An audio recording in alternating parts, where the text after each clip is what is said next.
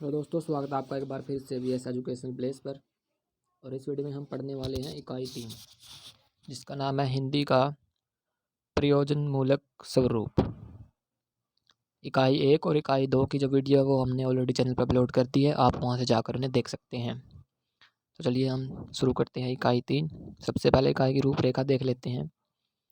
इकाई की रूपरेखा में हम सबसे पहले प्रस्तावना पढ़ेंगे, उसके बाद प्रयोजनमूलक भाषा से क्या तात्पर्य है, उसके बाद प्रयुक्ति की संकल्पना, हिंदी की प्रयुक्तियाँ, प्रयोजनमूलक हिंदी जानने की आवश्यकता क्यों है, प्रयोजनमूलक हिंदी विविध रूप, और इसके बाद प्रयोजनमूलक हिंदी और सामान्य हिंदी में क्या अंतर है, और प्रयोजनमूलक हिंदी और साहित्यिक हिंदी में क्या अंतर है। तो चलिए शुरू करते हैं।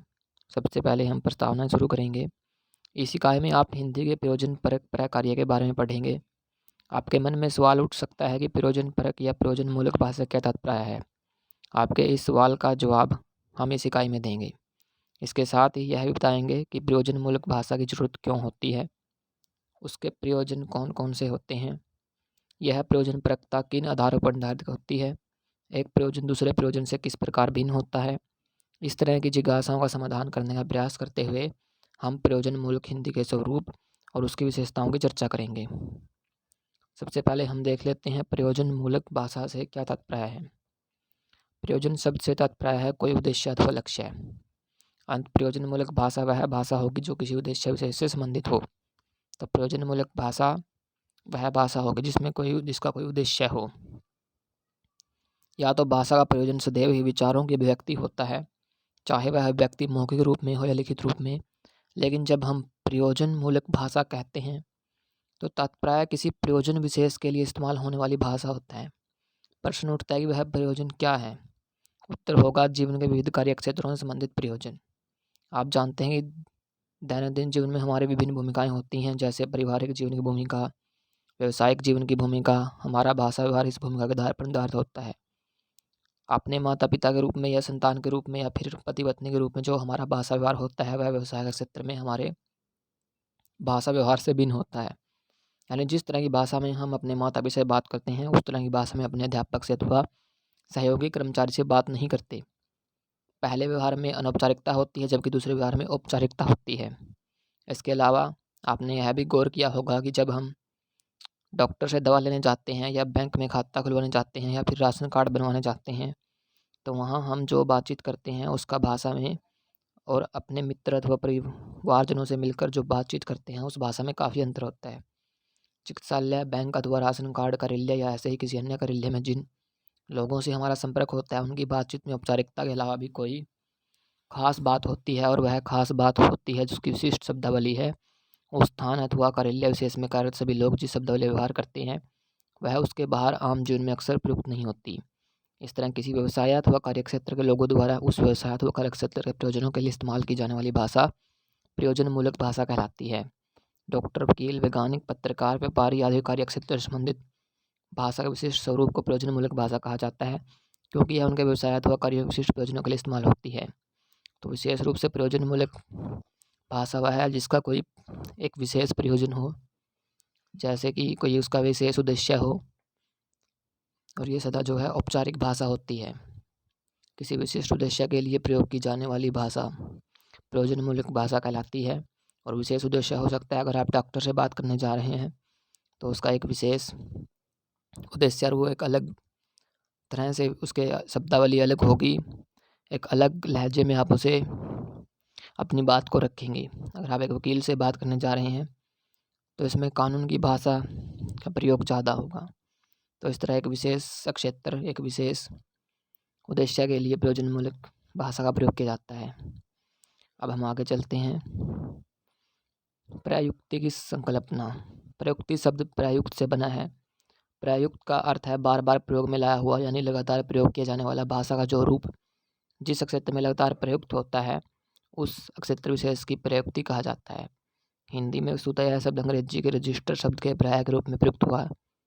सामाजिक जीवन व्यवहार में हर क्षेत्र की भाषा की अपनी विशेषताओं को देखते हुए भाषाविदों ने रजिस्टर यानी प्रयुक्ति की संकल्पना निर्धारित की। सामाजिक स्तर भेद के कारण भाषा में जो अंतर आता है वही प्रयुक्ति का रूप निर्धारण करता है।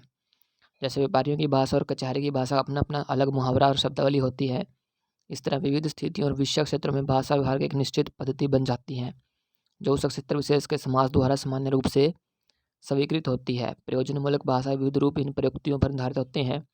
सामाजिक स्तर की भूमिका के भेद के कारण भाषा का अंतर यद्यपि काफ़ी छोटे या सीमित स्तर पर देखा जाता है, जैसे बच्चों की भाषा या स्त्रियों की भाषा या पुरुषों की भाषा, नौकरी पेशा लोगों की भाषा, श्रमिकों की भाषा, मिल मालिकों की भाषा आदि। लेकिन यह भेद प्रयुक्ति का आधार नहीं हो सकता, क्योंकि प्रयुक्ति का संबंध एक स्तर पर व्यवसाय अथवा जीविका विशेष से भी होता है और उस व्यवसायक क्षेत्र से संबंधित सभी लोगों की भाषागत समानता के आधार पर प्रयुक्ति का निर्धारण होता है। उदाहरण के लिए वैज्ञानिक हिंदी को लें तो प्रयोगशाला में कार्यरत वैज्ञानिक और उसके तकनीकी सहायक से लेकर वैज्ञानिक क्षेत्र में लेखक, अध्यापक, विद्यार्थी तक विभिन्न स्तरों के व्यक्ति उस क्षेत्र की भाषा से परिचित होंगे। प्रयुक्ति का आधार ये हम नहीं देखेंगे। आगे चलते हैं हम। हिंदी की प्रयुक्ति और प्रयोजनमूलक हिंदी, ये भी हम नहीं देखेंगे, हम पढ़ेंगे। प्रयोजनमूलक हिंदी जानने की आवश्यकता क्यों है? आपके मन में प्रश्न उठ सकता है कि प्रयोजनमूलक हिंदी को जानने की जरूरत क्या है। जब हम हिंदी भाषा को पढ़ना लिखना जानते हैं, उसमें रचित साहित्य रुचि से पढ़ते हैं, तो फिर हमारा भाषा ज्ञान पर्याप्त है। ऐसी स्थिति में प्रयोजनमूलक हिंदी हमारे लिए क्यों प्रासंगिक है? हाँ, यह सही है कि किसी भाषा को लिखना बोलना जानने पर आप उसके जानकार कहे जा सकते हैं। उसका साहित्य पढ़कर आप उस भाषा की विविध भाव भंगिमाओं से परिचित भी हो सकते हैं। किंतु साहित्य भाषा एक पक्ष होता है, उसमें उस भाषा को बोलने वालों के जीवन अनुभव, आशाएं और आकांक्षाएं निहित होती हैं, पर यह उनके जीवन का एक पक्ष होता है। उनके जीवन का दूसरा पक्ष होता है उनका सामाजिक व्यवहार, उनके सामाजिक कार्यकलाप, और इस व्यवहार और कार्यकलापों का माध्यम प्रयोजनमूलक भाषा होती है। इसलिए भाषा का प्रयोजनमूलक पक्ष भी उसके साहित्यिक पक्ष से कम महत्वपूर्ण नहीं होता। इस बात को आप एक उदाहरण समझा सकते हैं। बीए के विद्यार्थी के रूप में आप हिंदी, अंग्रेजी या कोई अन्य भाषा पढ़ते हैं। भाषा के परिचय में पूछे गए व्याकरण संबंधी या साहित्य संबंधी सवालों को सही उत्तर देना आपके लिए जरूरी है, लेकिन आपकी भाषा की जरूरत यही खत्म नहीं हो जाती। इतिहास, राजनीति विज्ञान, वाणिज्य विज्ञान अथवा अर्थशास्त्र के प्रश्न पत्रों में पूछे गए सवालों का उत्तर देने के लिए भी आपको एक माध्यम भाषा की जरूरत पड़ती है। यह माध्यम भाषा चाहे वह अंग्रेजी हो या हिंदी, आपको इतनी अच्छी तरह से आनी चाहिए कि आपने जो कुछ पढ़ा है उसे समझा सके और परीक्षा में सही ढंग से उत्तर लिख सकें। यदि आप वाणिज्य के विद्यार्थी हैं तो आपको जानना होगा कि प्राप्त होने वाली और अदा की जाने वाली धन राशियों के हिसाब किताब को लेखाकरण कहा जाता है। इसी तरह जिस चेक को बैंक भुगतान करने के लिए इनकार करता है उसे अस्वीकृत चेक कहा जाता है। आप यदि सामाजिक विज्ञान के विद्यार्थी हैं तो भी यदि आपके सामने दो शब्द हैं, राष्ट्रीयता और राष्ट्रवाद, ये दोनों ही शब्द राष्ट्र शब्द से बने हैं, लेकिन दोनों के बीच का अंतर आपको पता होगा, तभी आप विषय को भली भांति समझ सकेंगे। एक उदाहरण ले, यदि आपको क्रिकेट मैच का आंखों देखा हाल सुनाने का कार्य सौंपा जाता है, तो जैसे ही आप इस जिम्मेदारी को संभालेंगे, तुरंत ही आपको जरूरत होगी कि क्रिकेट खेल की तकनीकी शब्दावली और इस विषय की बातचीत का मुहावरा आपको पता हो। इस तरह से जो भाषा आपकी माध्यम भाषा है उसमें विषय विशेष की शब्दावली और बातचीत कहने का तरीका आपको पता होना चाहिए। यह जानकर भी भाषा के प्रयोजनमूलक स्वरूप की जानकारी है। इस तरह प्रयोजनमूलक भाषा की जरूरत हम सबको जीवन के सभी क्षेत्रों में पड़ती है। तो यह था कि प्रयोजनमूलक हिंदी क्यों जरूरी है। हम आगे चलते हैं। प्रयोजनमूलक हिंदी के विविध रूप, इसके अलग अलग रूप हैं। हिंदी की प्रयुक्ति की चर्चा के दौरान हम बता चुके हैं कि हिंदी के प्रयोजनमूलक रूप उसकी 7 प्रयुक्तियों पर आधारित हैं। इनकी विस्तृत चर्चा हम यहाँ करेंगे। वाणिज्य और व्यापारिक क्षेत्र में हिंदी। वाणिज्य और व्यापारिक क्षेत्र जीवन का बड़ा ही व्यापक और महत्वपूर्ण क्षेत्र होता है। इसका संबंध समाज के सभी वर्गों के व्यक्तियों से होता है। दूसरी ओर इसका विस्तार किसी भाषा भाषिक क्षेत्र विशेष तक ही सीमित न होकर अंतर्देशीय तथा अंतर्राष्ट्रीय भी होता है। हिंदी काफ़ी समय से देश की संपर्क भाषा के रूप में प्रयुक्त होती रही है और इस संपर्क की सर्वाधिक जरूरत व्यापारिक क्षेत्र में रही है। इसलिए इस क्षेत्र की शब्दावली और बात कहने का ढंग काफ़ी हद तक परंपरागत है। साथ ही औद्योगिक प्रगति के युग में अंतर्राष्ट्रीय वाणिज्य और व्यापार की भाषा अंग्रेजी होने के कारण आज इस क्षेत्र में हिंदी में भी अंग्रेजी शब्दावली का भरपूर समावेश हुआ है। उदाहरण के निम्नलिखित वाक्यों को पढ़िए। लेखाकरण प्रणाली द्वारा समस्त वित्तीय कार्य व्यापारों को लेखा बहियों में रिकॉर्ड कर लिया जाता है। लेखाकरण में दर्ज सारे लेन देन के बिल, बीजक, रसीद, कैश, मेमो आदि के रूप में लिखित प्रमाण उपलब्ध होने चाहिए। यहाँ बहियाँ, लेन देन, बीजक आदि परंपरागत हिसाब किताब की शब्दावली के साथ ही रिकॉर्ड, बिल, कैश, मेमो जैसे अंग्रेजी से लिए गए शब्द प्रयुक्त हुए हैं।